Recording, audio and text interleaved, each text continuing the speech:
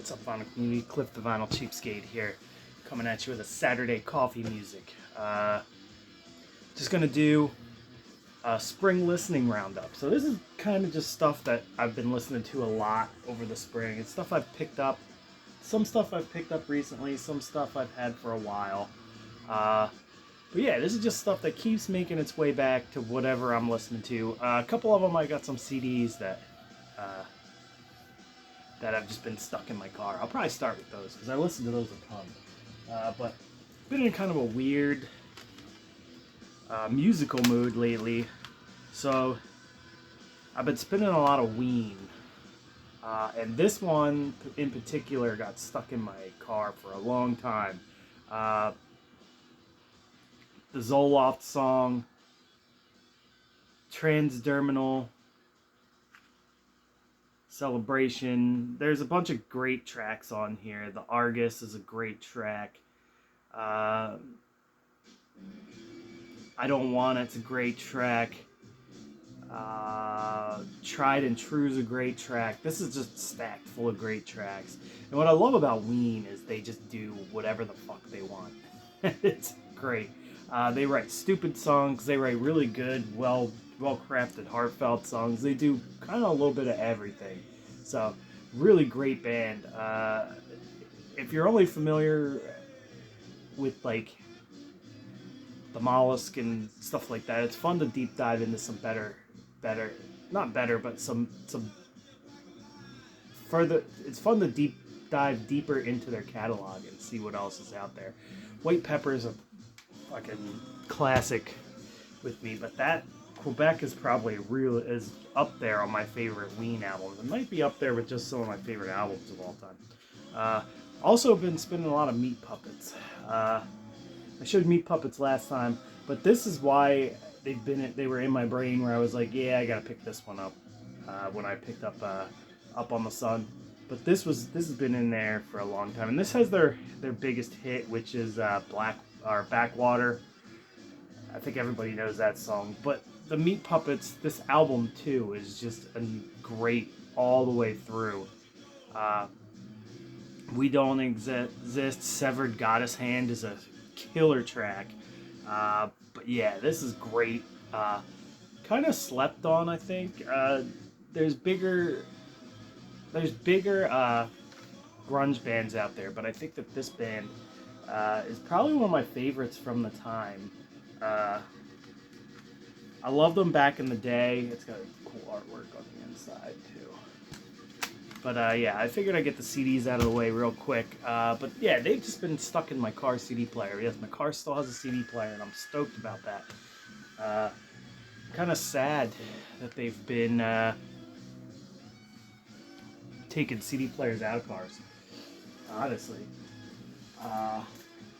Now for some real weirdo shit.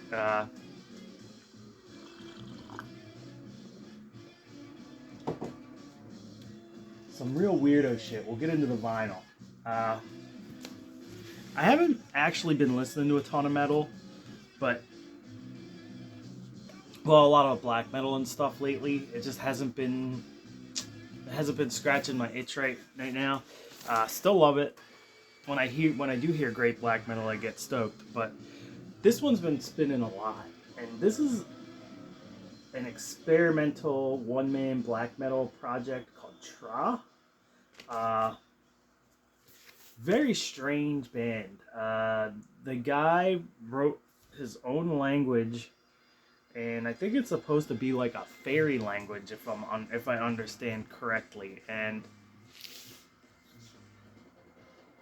he only sings in that. There's flourishes of and he's an old screamo guy. I forget what bands he was in, but he was in screamo bands and then went off and did this by himself. And this has flourishes of like, you can hear some of that like screamo stuff coming in once in a while, but it's not, but it only kind of adds to the music and makes it weirder and more fun. This one's like, and all the albums are a little different. This one's like weird and trippy and psychedelic. This is one of my favorites I've heard by him so far. But yeah, this is weird, trippy, kind of psychedelic. My brother came up to see High on Fire last month, and we put this. I was like, I gotta show you this record because it's fucking weird, and I really like it, and I think you'll dig it.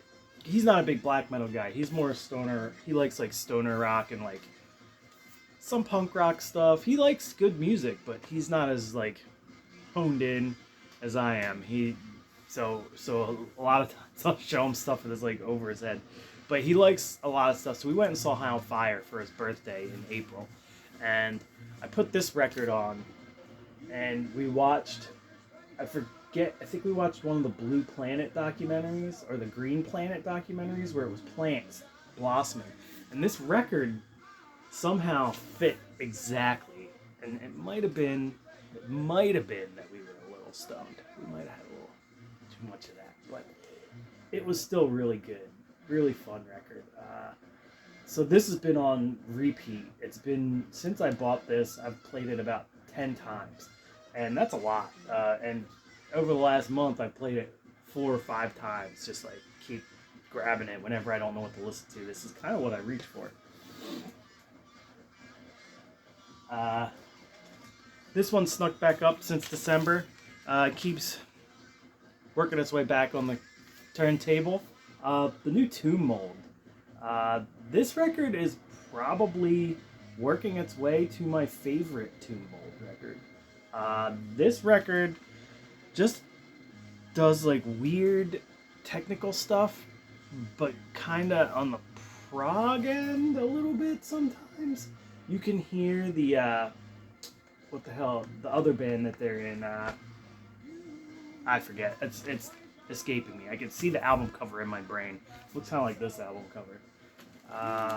Something Ascending or Descending or something like that. I forget what it's called, but you can hear the other band, that influence coming into this, but in a good way, and it's still death metal and still fucking brutal, but has like that weird proggy sensibility and technicality that really brings out some cool stuff, and it's a really fun, interesting listen. It's got sick, we got the sick $20 spin color variant. What we're listening to is 12th Trip on the brown acid comps. I'm gonna go flip that, and I'll be right back.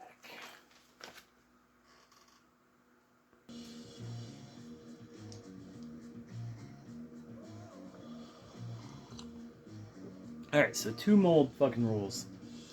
But that's... Well, I got one more metal. I'll do one more metal one. 2 more metal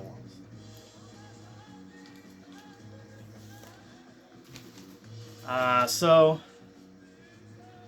This one I've been revisiting a lot because it was one of the Candlemass albums that... Don't get me wrong, I love all the Candlemass albums. I love this one too.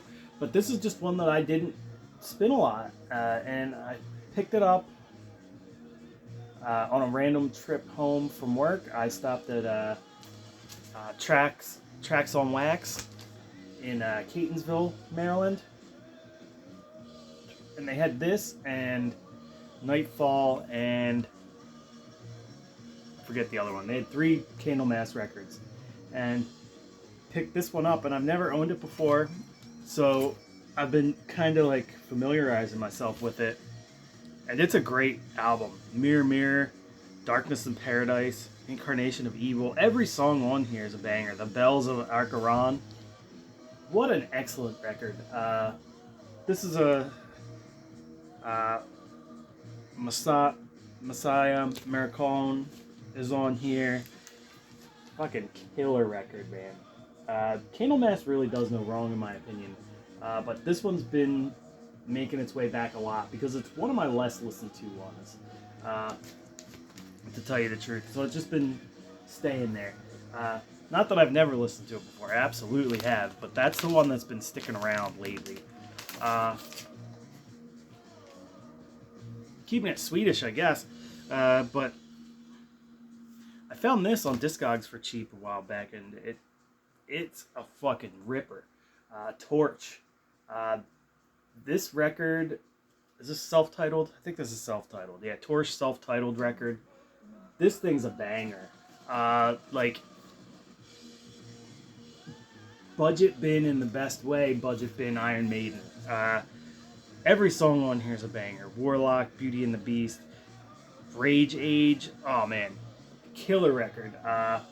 You got the really cool, like, kind of pseudo Iron Maiden bass lines all through this.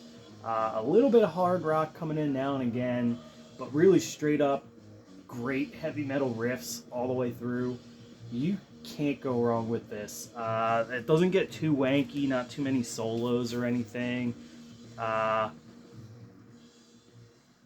yeah, really, really fucking good. Like, how do you say no to these guys? And it's an original on Tan Records. So pretty stoked to have found this. It wasn't super cheap, but it wasn't expensive, so why not? But this is an excellent record.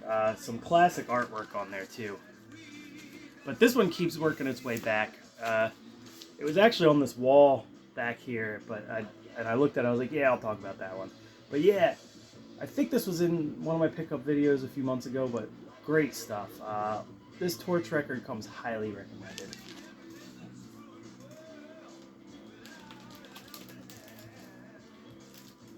Been listening to a bit of like modern Oi stuff. Claim Choice, really catchy, great Oi tunes. These guys are French. They have a couple records out, but great stuff. Kind of in the vein of like the Rick stuff, but it's a little more like pub rock and less with the less hardcore and fast. It's kind of mid-tempoed throughout, but really great.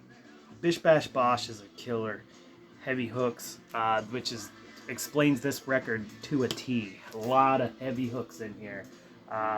Really great. A little bit of glam rock creeping in, some power pop creeping in, but all played like kind of tough and catchy. Great Oi stuff. Claim Choice comes highly recommended by me. They're 7 inches over there too. That's great. I've got a split.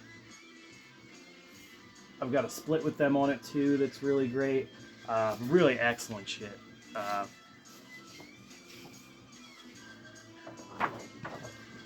show you the insert too. There were no inserts on the records that I had. Oh, that Candlemass also an OG metal blade press. Kind of basic labels. I should have showed you the labels. I think I showed you the labels in my pickup video, which was like a year ago, but that's fine. And I pulled this recently, and it is decidedly going to stay out and possibly pull out some more of their records, but that's Criminal Damage, No Solution. This one's another one that's a banger. His Hero's Gone guys playing catchy, great rockin' Oi stuff. There's some of those like great tragedy leads coming in sometimes, not too much. Really just focusing on like toe tapping Oi stuff, Oi, hardcore punk, kind of like Blitz meets like more traditional like Cockney Rejects and shit like that. Really great stuff. I can't express enough how awesome this band is. Really great stuff. They've got 3 records. This is just the one I pulled because I was like, I haven't listened to that one in a while. Let's just throw that one on. But it's a 45. But just enough music. It's perfect record. Just plain black labels, black vinyl. So I gotta guess which side is which. I think the other side has a white label. I think one side has a white label. One side has a black label. No, both black labels. Yeah, so I gotta guess which side's which. Or read on the inside. But yeah, this is an excellent record. You can't go wrong with Criminal Damage ever, or anything that the Tragedy His Heroes Gone guys do is always done well. Always, always, always. So, but that's been on a couple times. I only pulled it about a week ago, but I know it's not going away anytime soon, and it's probably, now that I'm even thinking about this record, it's possibly going on next after this, after I'm done my my more calm down coffee music. It's just a sleep. And last but not least, this is a record that I've probably been playing the most, and when I first listened to it, I wasn't super about it, but the more I listened to it, the more about it I've become. And that's this, The Beat, the Paul Collins Beat. The Beat are a pop punk band. This came out in 1979, or power pop band. This came out in 1979. Really great stuff. Catchy as all hell. Rock and roll girl, I don't fit in. Different kind of girl. Don't Wait for Me. Don't Wait for Me is a banger. Every track on here is excellent. And I don't know why, but this has really been scratching an itch for early 70s punk stuff. And this shit is excellent. Just really, like I said, super catchy. Like, you could tell it's kind of coming off of the glam rock tip. You could hear a bit of Slade in there. You could hear a bit of like the Sweet in there, like stuff like that. But you also get a more poppy, like moving towards like kind of like a Ramones sound, and or like Ramones, or like I'm trying to think of some of the more poppy 70s punk stuff. But this is really excellent. Undertones, stuff like that, kind of mixed in there with a more rockin' like glam rock sound in there too. Really great pop rocky stuff.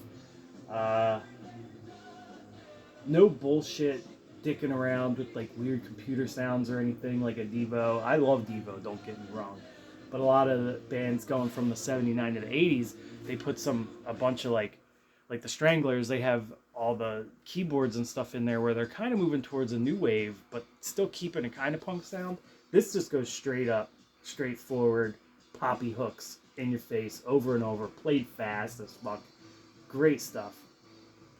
I can't express how much I've been loving this record lately.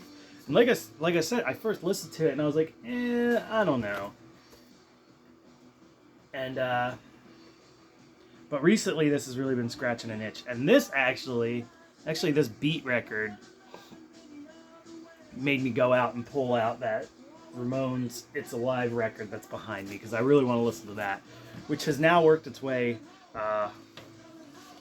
at the suggestion of a bunch of Vinyl Community members like John Bip Bam Boom and like Ryan Kidd and that whole crew, Mika, all those guys, the Doctor, Mika the Doctor, suggesting Ramones records for me like months and months ago.